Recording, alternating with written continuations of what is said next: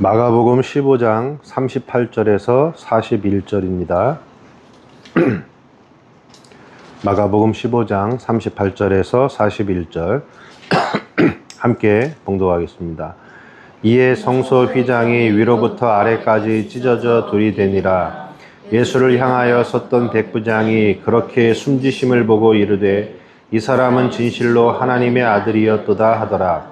멀리서 바라보는 여자들도 있었는데 그 중에 막달라 마리아와 또 작은 야고보와 요새의 어머니 마리아와 또 살로메가 있었으니 이들은 예수께서 갈릴리에 계실 때에 따르며 섬기던 자들이요 또 이에 예수와 함께 예루살렘에 올라온 여자들도 많이 있었더라. 아멘. 평신도들의 위대한 힘, 평신도들의 위대한 힘. 예수님이 큰 소리를 지르시고 숨지시고 난 후에 어떤 일이 일어나느냐. 이에 성소 휘장이 위로부터 아래까지 찢어져 둘이 되니라. 휘장이 이렇게 하나로 되어 있거든요. 커튼처럼. 근데 소가 양쪽에서 몇 마리가 당겨도 안 찢어져요. 근데 그게 지금 찢어졌다. 성소에서 지성소로 못 들어가게끔, 지성소 안에는 오직 한 사람, 대제사장만 들어가는데 그거를 딱 구분시켜 놓은 거죠. 못 들어오게. 그런데 그거를 찢었다는 건 뭡니까? 개방이 됐다는 거예요. 지성소가 대제사장 한 사람만이 아니라 이제는 모든 사람에게 다 열렸다. 근데 위로부터 아래까지 찢어졌다 이렇게 표현을 하죠. 그러니까 이거는 어디서 찢은 거예요? 위에서 찢은 거죠. 그러니까 인간의 행위로 하면 우리가 밑에서부터 찢겠죠. 인간의 행위가 의로워서 성소와 지성소의 구분을 없앤다면 사람이 찢는 거면은 밑에서 찢는 거예요. 그런데 위에서 찢었다는 것은 하나님께서 찢으셨다. 하나님의 의가, 하나님의 공의, 기준이 충분히 만족이 되고 넘쳐서 이제는 불필요한 휘장을 찢어버리신 거예요. 그러면은 성소와 지성소가 하나가 되죠. 뭐가 하나님의 지성소에 구분된 휘장을 찢었을까? 지성소 안에는요, 언약궤가 있어요. 그 언약궤 위에 시은소, 속죄소라고 하는 피를 담는 그릇이 있어요. 그릇. 그거를 쉐키나, 그룹의 날개를 가진 천사들이 이렇게 피를 이렇게 보고 있어요. 그러면 이제 대제사장이 희생제물의 피를 가지고서 지성소까지 들어간단 말이에요. 두렵고 떨림으로. 자칫 잘못하면 죽거든요. 그래서 소나 양의 피를 가지고 지성소까지 들어가서 시은소에다가 피를 벗을 때 부정한 것이 있거나 잘못된 것이 있으면 대제사장이 죽어요. 그래서 끈을 매달고 들어가요. 대제사장이. 왜 끈을 매달까요? 제사장들은 못 들어가니까 죽으면 시체를 가져올 수 없잖아요. 그러니까 땡겨가지고 이렇게 할 정도로 무서운 일이에요. 근데 피를 부었는데 지금 구약에서 수천 번, 수만 번을 벗을 거 아니에요. 근데 한 번도 휘장은 찢어진 적이 없어요. 한 번 찢어진 적이 없어요. 그 말은 희생제물의 피를 받긴 받으시고 이스라엘의 백성들의 죄를 사하시고 언약적으로 그들을 내 백성으로 삼으시긴 했지만 휘장을 찢어버리지 않으셨다는 것은 그 희생제물의 피가 완전하지 않다는 거예요. 그런데 예수님의 피가 골고다의 언덕에 뿌려지시고 숨지셔 죽으시면 그 골고다 언덕이 뭐가 됐다는 거예요? 지성소가 됐고 그 골고다 죽음이 시은소가 돼서 예수님의 피를 받은 거예요. 그렇게 되니까 어떻게 된 겁니까? 이제는 성소와 지성소의 구분이 없어졌다. 희생제물의 피가 아니라 하나님의 독생자 예수님의 피가 하나님의 모든 공의를 완전히 만족시켰다. 그러면 이제 이전에 있던 거 필요 없으면 어떻게 해요? 여러분 확 찢어버리죠. 이제 이거 필요 없어. 이제는 완전히 뭐냐면 완전히 성취가 되었다. 예수님의 십자가에서 죽으심이 성전의 완성인 것뿐만이 아니라 시내산에서 주셨던 율법과 모든 규례와 계명들, 그 모든 계명들의 완성, 하나님의 백성으로 받아들여지는 정도가 아니라 이제는 모두가 하나님 앞에, 지성소 앞에 나아가서 하나님의 자녀가 되고 예수 안에 있는 영원한 생명을 주시기에 부족함이 조금도 없는 완벽한 속죄가 이루어졌다. 이거를 보여주는 게 이 장면이에요.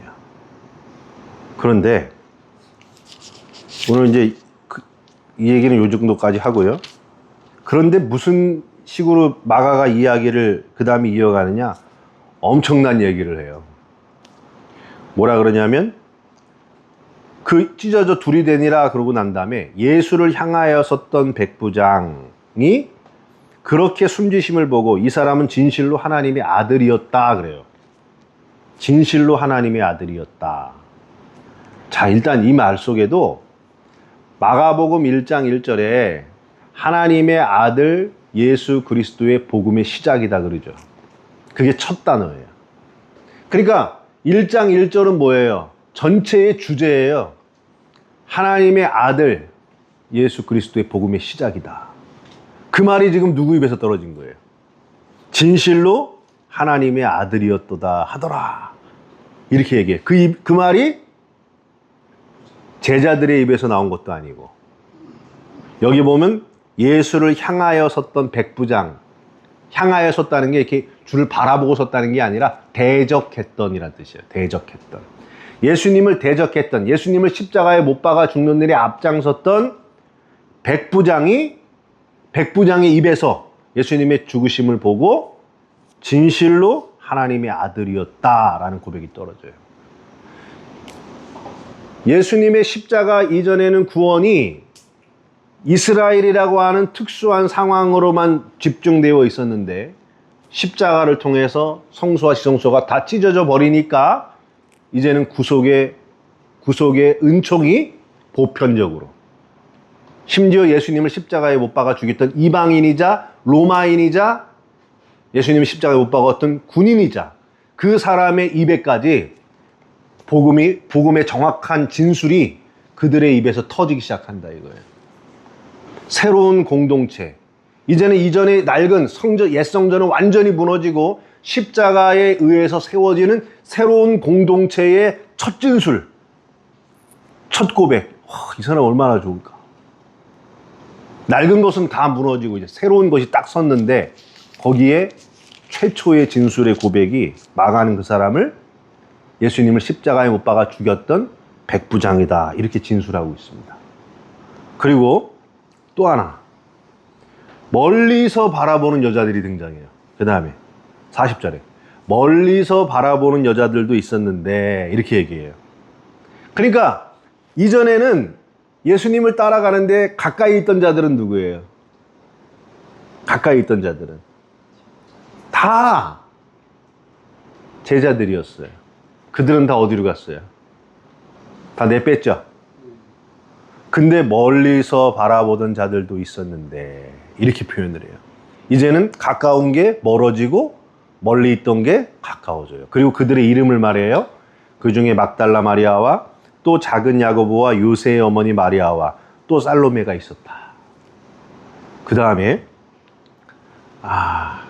이들은 예수께서 갈릴리에 계실 때에 따르고 섬기던 자들이요. 또 이외에 예수와 함께 예루살렘에 올라온 여자들도 많이 있었대요. 이렇게 얘기해요.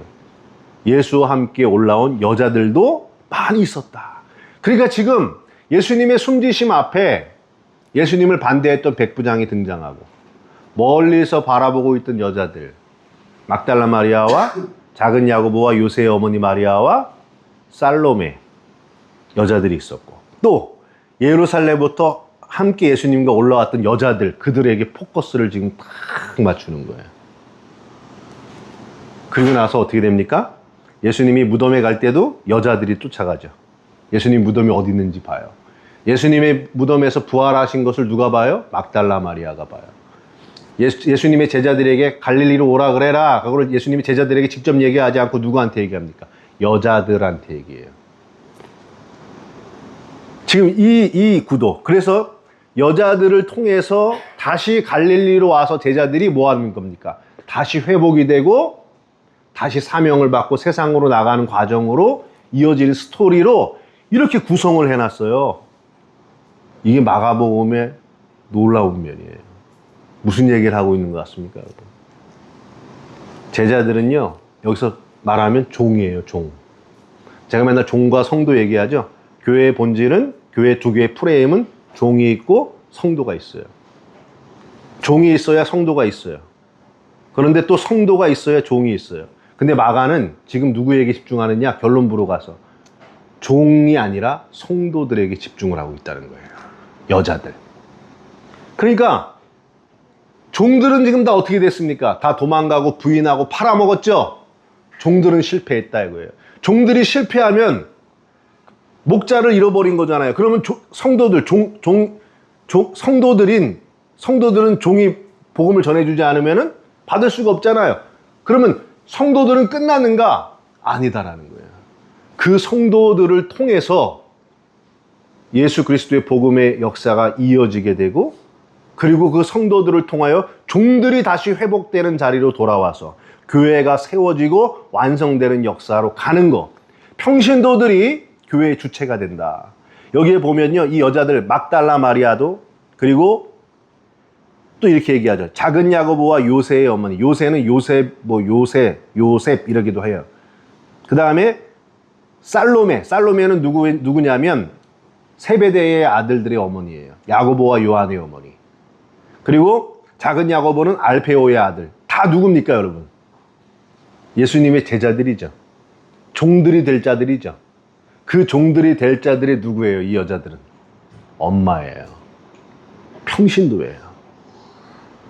엄마가 아들을 낳듯이 평신도가 연약하고 힘없고 무너진 종들을 다시 일으켜 세워서 그들로 하여금 다시 평신도들을 세워나가는 역사로 회복시켜 나가는 그 교회 역사의 어마어마한 뿌리 안에 평신도들의 위대한 역사가 존재한다. 여러분, 신약을 보면요, 복음서만 여자들의 이름 나오는 게 아니에요. 여기 복음서만 봐도 제가 아는 것만 해도 요한나, 수산나, 살로메, 막달라 마리아, 베다니 마리아, 이런 이름들이 나오죠. 그리고 예수님의 어머니 마리아, 여자들의 이름이 나와요. 바울의 서신서들이나 뒤에 가면 이제 서신서들의 사도행전을 보면요, 그 교회의 역사를 만들어갈 때 여자들의 이름들이 계속 나와요. 안나, 님파, 브리스길라, 루디아, 또 좀 얘기해 주세요. 많아요, 하여튼간. 그 여성들의, 자꾸 여자라 그러면 안 되죠, 요즘에. 여성들의 그 역사 속에서 교회가 움직여 나가는 거예요. 지금 마가는 그 얘기를 하고 있는 거예요. 교회의 역사의 흐름 속에 성경에 등장하는 종들로 세워졌다는 마귀에게 무너지고, 배교를 하기도 하고 수없이 무너져요. 타락해요. 거짓된 이단 사상, 이단 교원에 망가가지고 이단이 돼버리기도 해요. 그런데 그 밑바닥에 큰 강물처럼 떠받치고 있는 어마어마한 지탱하고 있는 뿌리가 누구냐? 그게 평신도들이다. 여자들을 표현해. 역사가 그랬습니다. 여러분, 중세시대에 기독교가 완전히 타락하고 무너졌을 때 중세시대의 그 기독교의 전통을 이어갔던 사람들이 종들이 아니에요. 누군지 알아요? 평신도들이었습니다. 프란치스코 들어보셨죠? 프란치스코 완전 평신도예요. 근데 중세시대 때 프란치스코와 같은 위대한 영성의 사람들이 과연 있었는가? 없었어요. 아빌라의 테레사, 십자가의 성요한, 이런 사람들 원래는 다 뭐냐면 평신도였습니다. 모라비안 교도 들어보셨죠? 모라비안 교도들 모여가지고 경건의 운동 벌였던, 그들도 중세시대 때에 평신도들이 모였던 소그룹 모임이었습니다. 왈도라고 있습니다. 왈도라고 평신도. 중세시대의 교황들이나 그 교권에서 성경을 못 보게 하니까 성경을 연구하는 평신도 그룹이 생겼어요. 여러분, 마틴 루터의 종교개혁이 어떻게 가능했습니까? 마틴 루터가 뛰어나서 가능했을까? 마틴 루터라는 종이 있었죠. 그런데 마틴 루터가 뛰어나서 된 게 아니에요. 그럼 비텐베르크의 활자술 때문에 된 건가? 물론 그것도 필요했어요. 그런데 정말 주인공은 누구였느냐? 그 성경을, 라틴어로 번역된 성경을 독일어로 번역을 한 걸 누가 읽은 거예요? 평신도들이 읽으면서, 평신도들이 뒤집어지기 시작을 하면서 마틴 루터는 거기에 올라탄 겁니다. 종교개혁의 뿌리를 이뤄냈던 자들도 누구냐면 평신도였습니다. 요한 웨슬레의 어마어마한 영국의 종교개혁이 있었어요. 요한 웨슬레가 설교 잘하고 종이 있었죠. 그런데 요한 웨슬레가 겉으로 보기엔 주인공 같아요. 근데 천만에 요한 웨슬레는 뭐 했냐? 평신도들은 묶어놓기밖에 안 했어요.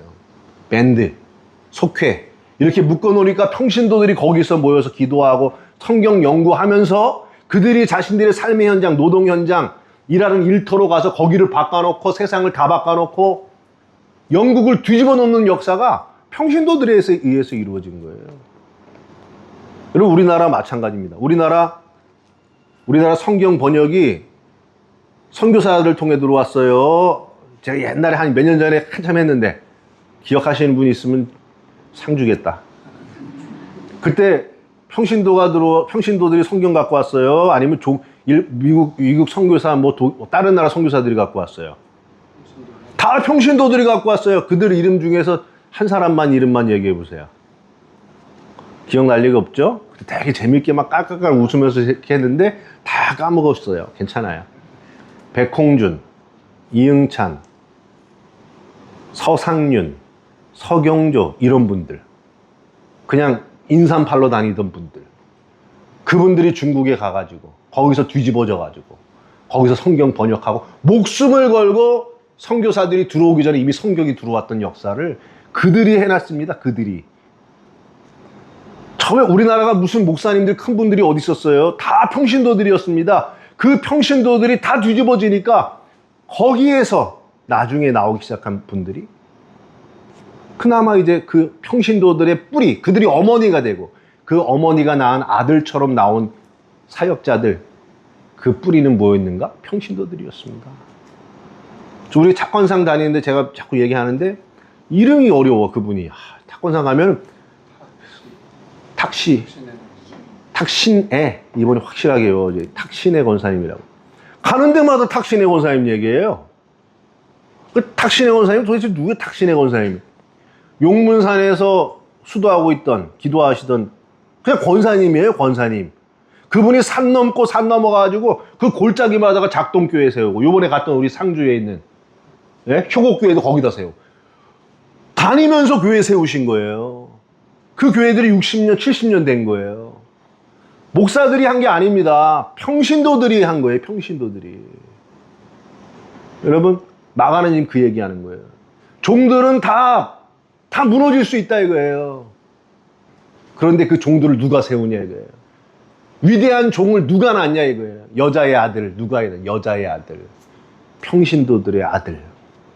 평신도들이 일으켜 세우는 거예요.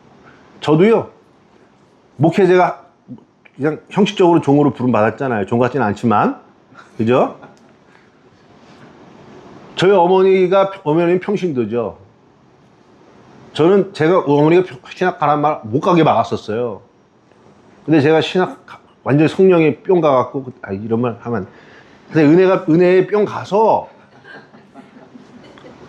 신학 말고는 보이지 않았어요. 근데 제가 완전히 망가졌잖아요. 끝까지 저를 붙잡고, 지금도 그래. 지금도 위태로운가 봐. 지금도 평신도들이 종을 낳는 겁니다. 네. 평신도들이 종을 낳는 거예요. 종과 평신도, 종과 성도는 뗄래야 뗄 수 없는 완전한 하나예요. 평신도들의 무너짐의 책임은 종한테 있어요.